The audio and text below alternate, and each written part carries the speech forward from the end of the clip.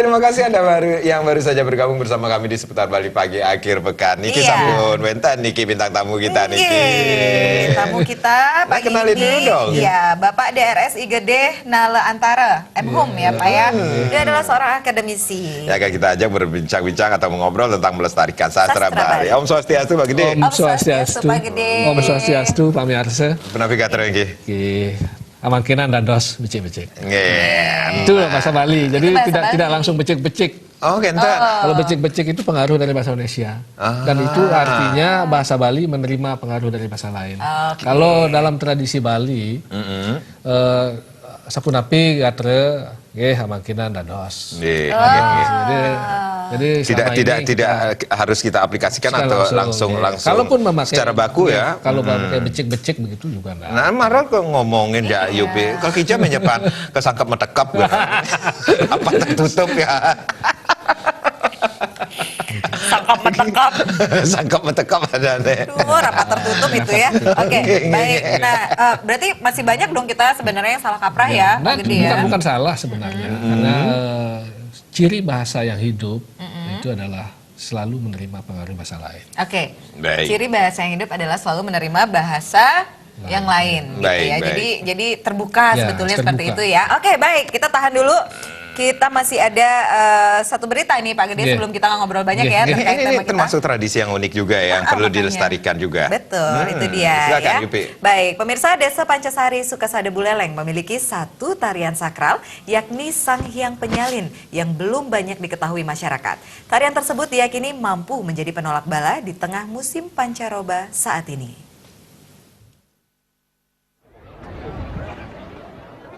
Tari Sang Hyang Penyalin ditampilkan perdana dalam gelaran Twin Lake Festival ke-6 2019 di tepi Danau Buyan.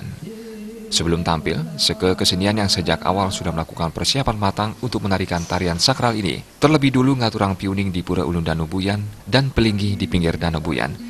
Tarian yang diiringi dengan lantunan kekidungan berbahasa Sanskerta ini diyakini sebagai penolak bala saat musim pancaroba ini.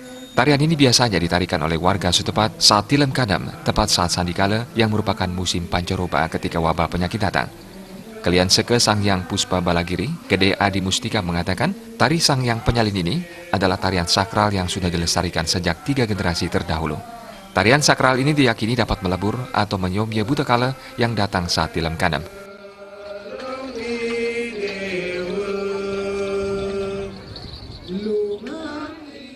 Menghibur para buta kala, dengan berakhirnya di mana biar kita tidak diganggu lagi karena umat manusia sekarang mungkin kalanya terlalu tinggi, makanya sekarang kita adalah nyomnya. Niki sama dengan pecaruan. Pecaruan itu identik dengan persembahan berupa sajen. Kalau ini identik dengan berupa tariannya. Itu sama maknanya dengan pecaruan. Ini biasanya ditarikan pas kapan, Pak? Ini ditarikan yang rutin adalah Tilem ke-6, yaitu ngelawang desa. Karena Tilem ke-6 merupakan pancaroba.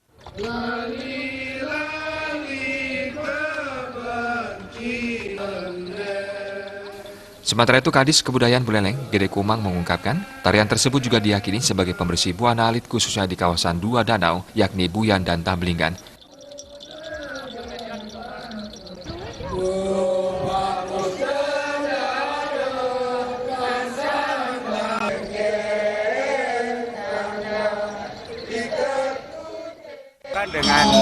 Dengan kegiatan Twin Lake Festival dengan menampilkan tari Sang Hyang Penyalin dari Desa Pancasari ini untuk membersihkan, karena ini kan baru ditimbun, kemudian baru dirapikan. Diharapkan dengan kegiatan penampilan tari Sang Hyang Penyalin ini kita bisa memberikan pembersihan terhadap alam yang ada di sekitar ini, termasuk di Kabupaten Buleleng secara umum. Tidak ada kriteria khusus bagi kerama yang gaya nyolahang Sang Hyang Penyalin. Siapa saja boleh pegang rotan sakral asalkan memang tulus tidak coba-coba. Langsung memiliki tentunya kekuatan magis. Tepuk tangan sekali lagi boleh. Jadi kita semua Komang Yuda, Bali TV. Wow, unik ya. Tarian sakral. Sakral loh itu. Bahkan Kalau di daerah kamu ada nggak sih? Tarian sakral nggak ada ya Pak? Di daerahnya Tiang wenten Pak Gede wenten Iya. tari gandrung namanya. Di Rumah Tiang di Karangasem di Seraya juga ada. Yang itu yang harus dilestarikan betul. ya. Oke, kita hubungkan dengan melestarikan sastra Bali yang akan kita bahas dengan Pak Gede Nale nih King. Nah, kalau ngomongin tentang sastra Bali ini mencakup napi saja nih ke Pak Gede. Kalau bilang sastra pasti medianya bahasa. Jadi medianya bahasa, kalau kita sebut sastra itu bisa berarti bahasa, bisa juga berarti aksara. Karena orang Bali kalau menyebut ya tusing nawang sastra gitu, dia itu tidak berilmu, atau juga berarti dia tidak bisa membaca aksara. Gitu. Jadi sastra juga bisa berarti karya sastra, kekawin, kidung, satwa, sloka, macam-macam lah yang kita miliki berkaitan dengan bahasa Bali itu. Oke, baik. Nah, Yupi katanya mau ada yang ditanyakan nggak sih sama Pak? Banyak banget sebenarnya. Ini loh kan kadang-kadang tulisan aksara Bali ya.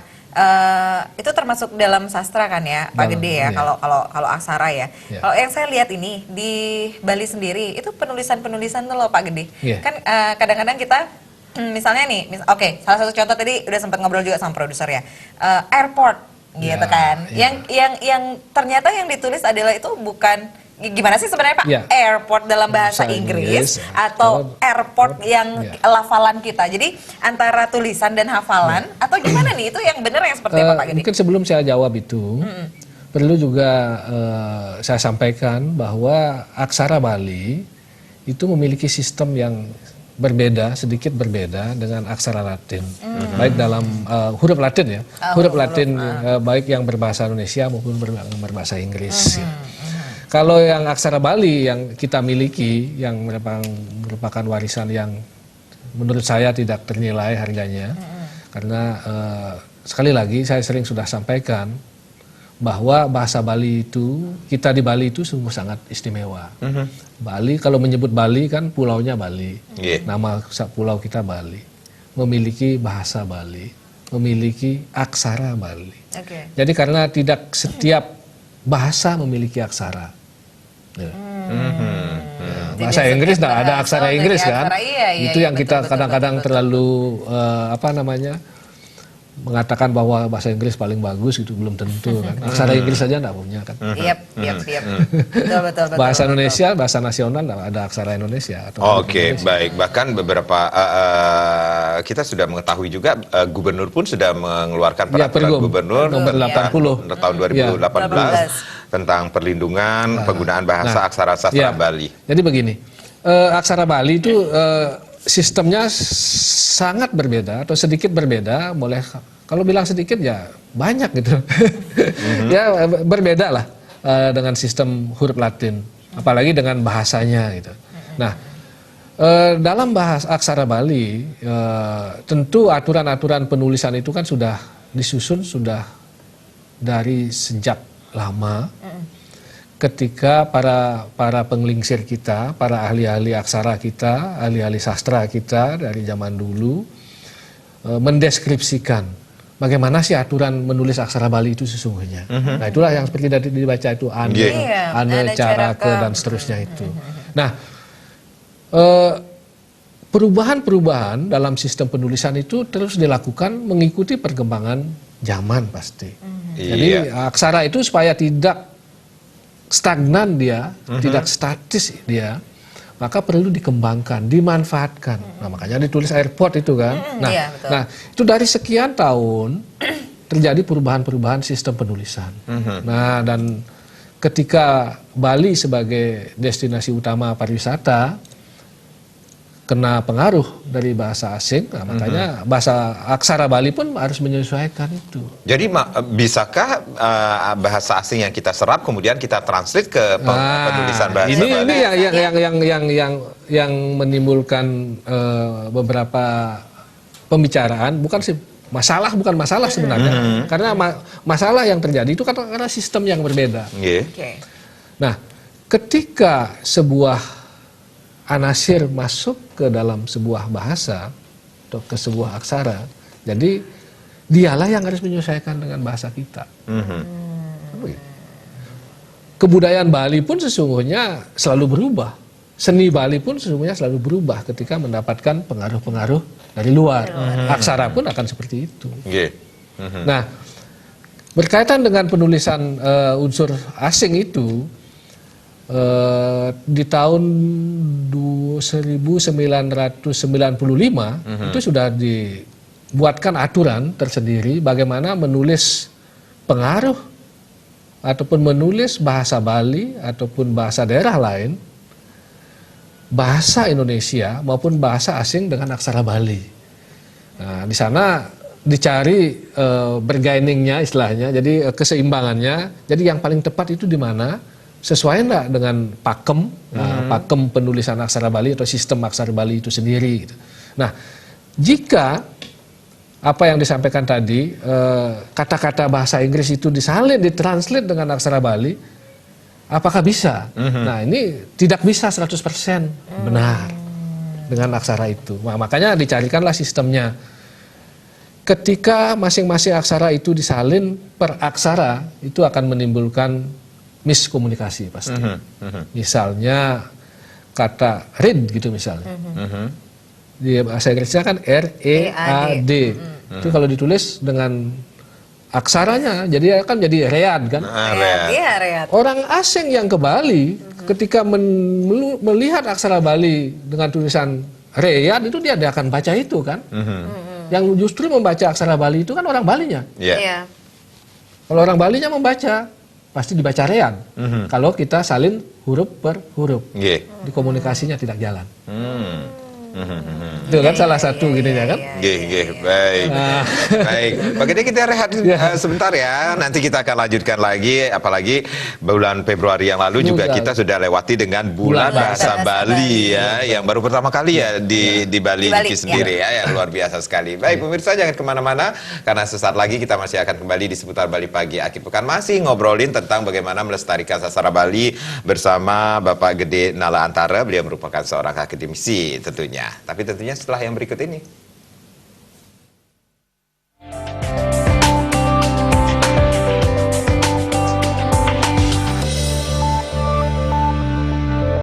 Aing kayak wah ngajain jadi nak ceri-ceri bahasa Bali. Bener loh. Jadi mereka kalau lebih keren rasanya mereka untuk berbicara bahasa yang lain, bahasa Inggris gitu Pak misalnya. Gede, ini beberapa waktu lalu kita juga sempat di apa ya, bisa dikatakan juga menjadi kekisruhan dalam hal penulisan aksara Bali pada papan-papan nama seperti itu ya.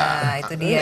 Apa yang sebenarnya terjadi? Apakah mereka tinggal nulis saja atau tidak mau? Belum paham itu sebenarnya yang mana yang benar gitu kan ya, mungkin secara sistem. bisa saya jelaskan begini. Sebelum saya ke sana, saya lanjutkan yang tadi yang terpotong iklan. Jadi begitu menerima pengaruh kata-kata bahasa daerah lain, bahasa Indonesia maupun bahasa asing, jadi yang ditulis, jadi mohon diingat sesuai aturan yang masih berlaku, sistem penulisannya yang ditulis itu adalah bunyinya. Bagaimana aksara kata-kata itu diucapkan, begitulah yang ditulis. Bunyinya berarti Mister Pak ya? Robert gitu misalnya kan sangat sulit akan menulis dengan Robert itu kan. Iya, betul. Dalam sistem aksara Bali nggak ada. Makanya ditulis Robert gitu aja. Bagaimana ucapannya, begitulah yang ditulis. Lafalnya gimana? Berarti ini lebih ke yang ditulis adalah lafal ya? Lafalnya, karena itu nanti bahasa kan berkait dengan komunikasi. Jadi komunikasinya jalan ya. Jadi ketika ada orang Bali yang tidak bisa membaca huruf Latin, sekarang jarang lagi ada kan. Sudah pasti semua bisa. Ketika dia membaca aksara Balinya pasti ucapannya benar. Jadi grand Bali Beat, jadi tidak grand gitu kan. Jadi dia tulisannya ya grand. Ya, jadi ketika dibaca ya pasti grand. Dia nginap di grand gitu kan. Di Grand Hotel gitu. Itu sambil belajar bahasa Inggris sebenarnya. Iya. Jadi bagaimana pelafalannya seperti itu ditulis. Gitu. Nah, sekarang berkaitan dengan kesalahan itu. Nah, itulah yang sering terjadi. Yang pertama di sistem. Begini. Sering pemakai sistem komputer dengan aksara Bali beranggapan bahwa begitu diketik dengan komputer itu dianggap sudah benar. Nah, jika kita tidak memiliki pengetahuan tentang pasang sastranya atau pasang aksaranya, jadi jangan harap itu juga dianggap benar. Gitu. Karena sistem komputer, bagaimana kita mengetik dengan komputer, kita hanya memindahkan media saja, tetapi sistem pasangnya atau sistem ejaannya ya kita harus simpen di sini. Oke. Ya kalau nah itu ya makanya salah, itu yang pertama. Yang kedua, kadang-kadang yang tahu menganggap apa yang mereka tulis sudah benar, jadi menganggap dirinya benar. Jadi itu kan pribadi sifatnya. Oh gini tulisannya sudah benar. Nah ternyata salah. Nah dan yang ketiga, ketika meminta contoh ataupun konsultasi dengan pihak terkait, ketika sudah diberikan file kalau di komputer ya, ataupun dengan tulisan tangan begitu, ketika sudah disampaikan itu sering terjadi di UNUD pun begitu. Ketika UNUD membuat papan nama itu, kebetulan dikonsultasikan ke Fakultas Sastra ke jurusan Bahasa Bali, dan saya kebetulan ya katakan kalau saya mengatakan diri sendiri expert jadi nggak enak gitu kan, karena saya dianggap bisa begitu, saya berikan. Nah ketika sudah terpasang berbeda dengan apa yang saya berikan, ya gitu. Jadi salah gitu. Nah jadi ada anggapan pencetak ataupun pembuat papan nama itu sok tahu. Jadi menganggap dirinya apa yang sudah disampaikan itu salah gitu, sehingga dia berusaha mengubahnya lagi menurut dia dengan pendiriannya. Kalau itu benar, ternyata setelah dicek itu salah. Oke. Nah, gubernur pun sampai sering dibully. Ketika ada acara-acara di provinsi, spanduk apapun yang beraksara Bali itu salah. Sesungguhnya itu sudah dikonsultasikan ke saya maupun ke Dinas Kebudayaan ataupun ke lembaga bahasa, sudah dikasih yang benar. Jadi pencetak baliho itu yang mengubah lagi sehingga menjadi salah gitu. Bisa seperti itu. Dan itu di Pesta Kesenian Bali itu juga ada sedikit kesalahan. Padahal sudah saya koreksi dulu ketika masuk ke Dinas Kebudayaan bersama tim di sana, sudah dikasih yang benar, tapi keluarnya lagi seperti itu. Jadi harus diberikan edukasi dan pendampingan mungkin pemahaman tukang cetak baliho pun, tukang cetak spanduk, tukang membuat papan nama, ya kalau sudah berkonsultasi dengan pihak yang berwajib, yang tentang aksara, jangan dirubah lagi, itu sudah benar dan sesuai aturan yang sudah disepakati. Iya betul, karena sekarang ini juga kita balik ke aksaranya sendiri ya, Pak Gede ya gitu, karena kan sudah jadi, baku tuh ya. Jadi juga sering juga menjadi bahan pembicaraan kok. Menginginkan aksara Bali ditulis kok jadi salah gitu. Jadi itu mohon dimaklumi juga karena ini kan baru. Jadi kami pun nanti dari pihak akademisi ataupun pihak universitas akan melakukan kajian. Jadi pihak bagaimana sih sebenarnya sampai muncul kesalahan-kesalahan. Jadi tenggarai saya memang seperti itu dan kejadiannya memang saya alami seperti itu ketika apa yang sampaikan tadi memang benar-benar seperti itu. Jadi langkah-langkah sudah dipersiapkan juga untuk mungkin edukasi juga, sosialisasi juga. Jadi saya sarankan kepada semua instansi baik swasta maupun pemerintah yang akan membuat papan nama selalu berkonsultasi dengan pihak Dinas Kebudayaan di provinsi. Di sana ada lembaga juga di sana yang namanya Lembaga Bahasa Bali, dan ke Fakultas Sastra juga di jurusan Bahasa Bali ataupun di fakultas-fakultas lain yang memiliki jurusan Bahasa Bali. Jadi sebelum menulis memasang papan nama bisa berkonsultasi terlebih dahulu mana yang benar. Dan ketika dikasih sekali lagi file ataupun print out seperti itu, jangan dirubah lagi. Udah bengkong, bebengkong biar pelih gitu. Itu yang fatal. Jadi itu jadi mohon sekali lagi kepada Pak Mayarse, seperti itulah. Jadi ketika sudah berkonsultasi dan diberikan contoh yang benar, jangan dirubah lagi. Jadi kebetulan juga kami sering di email, di pesan singkat juga sering menerima konsultasi seperti itu. Sekali lagi, kalaupun pesan singkat kepada saya akan berikan yang terbaik dan yang benar, dan saya selama ini tidak pernah meminta imbalan karena itu demi milik kita semua semuanya. Jadi jangan takut berkonsultasi dengan saya, harus minta imbalan gitu. Jadi baik di fakultas maupun di lembaga. Kira-kira mau konsultasi sama Pak Gede bayarnya berapa Berapa ya? ya? Jadi ada Jangan jadi gitu ya, Pak Gede ya. karena kemarin dari pihak bank juga ada yang bertanya seperti itu. Honornya berapa Pak Gede ya? Nggak usah. Oke, ya Baik, baiklah. kita lihat kembali ya. Yupi, kita akan kembali sesaat lagi. Tetaplah bersama kami pemirsa. Gitu ya Pak Gede jadinya ya. Iya, jadi itulah. Jadi ketika kita sudah berikan yang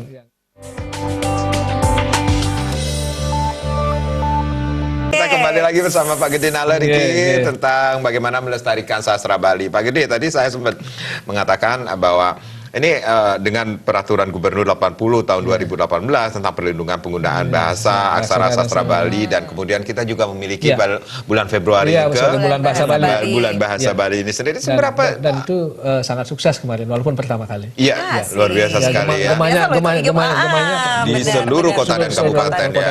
Sampai ke desa-desa. Menyasar sudah ke desa-desa gitu ya. Oke, baik. Nah ini kalau kita ngomongin tentang adik-adik kita yang sejak dini harus melestarikan seni Bali, ini Gubernur juga sudah melakukan gebrakan yang sangat luar biasa sekali ini. Nah ini kurikulumnya sudah ada nggak sih Pak Gede sekarang, Mas? Dari dulu sekarang? Ya. Ada. Kalau berkaitan dengan pelajaran kan kita harus terkait juga dengan regulasi ya. Jadi sebenarnya regulasi itu sejak dulu sudah ada. Ketika kurikulum 2013 yang sempat heboh itu, kan bahasa Bali mau dihapus itu kan. Dihapus, itu kan heboh. Itu. Itulah Pak Gubernur juga waktu saat itu mengeluarkan peraturan Gubernur nomor 20 tahun 2013. Ya. Jadi bahasa Bali, bahasa aksara Bali di pendidikan dasar dan menengah. Jadi itu diajarkan 2 jam per minggu. 2 jam per 2 minggu. jam per minggu. Oke. Jadi itu.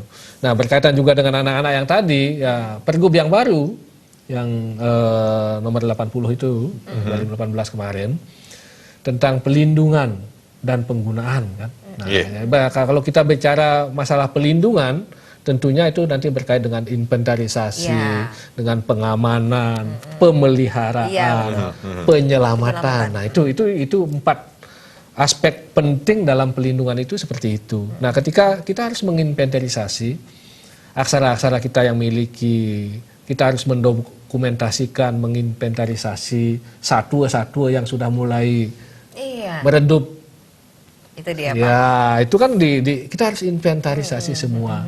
Jadi sehe itu mantraan pemangku Bali itu kan, sehe atau apa yang itu kan yang masih berbahasa Bali itu kan, yang sudah makin terpinggirkan dengan adanya mantra-mantra Sansekerta yang sekarang kan Mangku sekarang kan jarang lagi menggunakan mese kan. Dulu kan ada mangkunya mese kan bahasa Bali, campur bahasa Kawi sedikit. Nah, itu kan harus didokumentasi itu semua, dicatat semua. Itu dia dalam pengamanan ya kita harus mewariskan bahasa aksara dan sastra itu pada generasi muda tadi, baik melalui pendidikan maupun melalui yang formal maupun informal. Nah, pemerintah sudah mengangkat guru dan sudah menempatkan penyuluh bahasa Bali di setiap desa yang ada di Bali. Kita aja yang memiliki penyuluh di antara seluruh provinsi yang ada di Indonesia. Oke. Hanya Bali yang untuk itu. Dan nah itu juga kadang-kadang angon kena ada penyuluh gitu. Itu belum tidak akan terlihat 1 sampai 5 tahun ke depan itu belum terlihat hasilnya. Kira-kira 5 atau 10 tahun atau setelah 10 tahun baru kita lihat generasi muda kita dalam mewarisi bahasa itu. Jadi tugas orang penyuluh yang mengedukasi masyarakat untuk tetap mewariskan bahasa Bali kepada generasi berikut. Ini karena baru nih Pak ya. Baru mulai dari tahun 2018. Iya, tahun 2016. 2016 ya. Itu baru mulai. Jadi emang kayaknya sekarang ini pemerintah dan juga akademisi semua yang terkait itu bekerja lebih keras kayaknya nih Pak ya. Untuk terlihat 5 sampai 10 tahun ke depan lagi seperti itu. Jadi apa. membangun sebuah kebudayaan seperti itu, baik seni pun budaya atau bahasa seperti itu, tidak bisa kita melihat seperti membangun sebuah rumah atau jembatan. Sekarang membangun 6 bulan lagi atau 3 bulan lagi selesai, kelihatan rumahnya bagus. Jadi peran pemerintah pun sudah sangat. Ya, kalau pemerintah saya akui sudah sangat mendukung dengan gubernur yang sekarang ini dengan program apa ya istilahnya Nangunsat Kertilo ke Bali itu mengutamakan kebudayaan termasuk bahasa ini.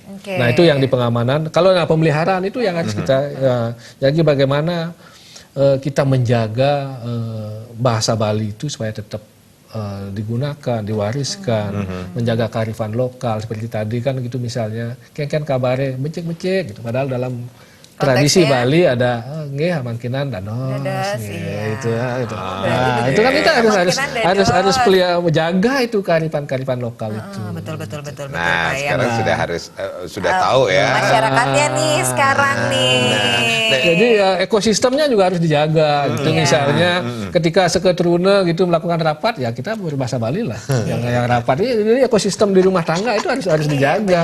Jadi ketika orang tua keluarga Bali berbicara dengan anak-anaknya di rumah, ya kalau itulah karena sudah lahan untuk berbahasa Bali kan sudah semakin sempit. Nah, tuh kalau dapat job MC tiap hari Kamis jangan dihindari. Nyoba madu. Iya loh Pak. Tapi benar loh Pak Gede, saya sampai sekarang nggak berani loh yang namanya siaran Orti Bali Pak. Jangan, Pak Gede, ada yang ingin disampaikan kepada pemirsa Bali TV ini khususnya para generasi milenial ya untuk melestarikan bahasa sastra Bali ini. Begini, jangan takut berbahasa Bali. Jangan takut. Karena salah berbahasa itu tidak akan kena pasal untuk kecuali bahasa kita gunakan untuk menghina, iya kan bisa. Tapi kalau untuk berbahasa secara formal normal kita salah berbahasa, salah menulis seperti tadi di papan nama, jadi tidak akan pernah salah memacem marah. Jadi kecuali bahasa itu digunakan untuk hal-hal penghinaan, hal-hal kriminal. Betul. Jadi sekali lagi jangan takut, mari kita gunakan bahasa Bali dimanapun, terutama dalam keluarga, sehingga ke depan bahasa Bali kita bisa wariskan kepada generasi muda ataupun generasi penerus kita. Dan jangan lupa bahasa itu selalu berubah. Baik, sukses Pak Gede sudah sharing di sini. Kita dapat edukasi lagi loh ini Pak Gede ya. Jadi kita tahu seperti ini, seperti ini. Dan bahasa Bali itu. 10 tahun ke depan lagi mungkin bahasa Bali itu banyak bercampur dengan kosakata asing. Yang baru lagi. Kita lagi. belajar lagi. Sekarang saja buktinya semprong, sepit itu sudah jarang digunakan. Sekarang Sindo sudah umur gitu ya. Sekarang sudah regulatornya, selangnya sudah usak gitu kan. Sudah LPG masuk kan. Jadi gitu. Mungkin aon gitu lagi 10 tahun mungkin akan jarang digunakan. Jadi ingat saya nih punya dulu guru SMA, Pak, guru bahasa Inggris SMA. Keselnya itu adalah dia pakai translate-nya itu bukan dengan bahasa Indonesia Pak, tapi dengan bahasa Bali. You know centong? Ya, tapi yang seperti yang ini kan pelindungan itu penting. Iya betul. Inventarisasi dia. Sehingga kata-kata seperti semprong, lumur itu masih tercatat gitu. Dan yang fungsi mencatatnya itu apa? Aksara. Ya, kita udah diomelin sama Master ya. Jangan seragam saya bahkan tanya mau kunci dan ada studio deh. Oke, baik. Pak Gede, terima kasih sekali lagi sukses semangat. Pak Gede luar biasa loh Pak Gede, terima kasih banyak ini. Saya nggak takut lagi nih nanti mau siaran Orti ada produsernya di sini.